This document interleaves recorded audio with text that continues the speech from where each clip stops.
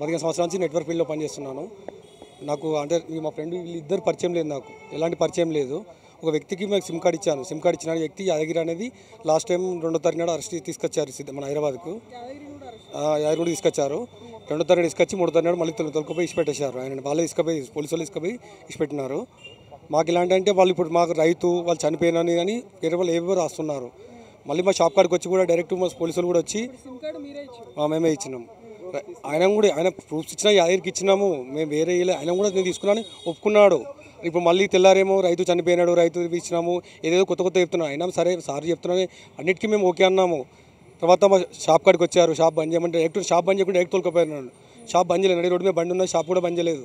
ఇంట్లో చెప్తాను, ఇంట్లో కూడా చెప్పనివ్వలేదు. మా భార్య 20 రోజుల నుంచి తిరుగుతుంది, అక్కడే ఉన్నది. ప్రతిసారి హరీష్ రావు హరీష్ రావుతో ఎవరు ఉంటారు, మాకేం సంబంధం, హరీష్ రావు ఎవరు, మాకు హరీష్ రావు తెలియదు, ఎవరు తెలియదు కదా మేడం.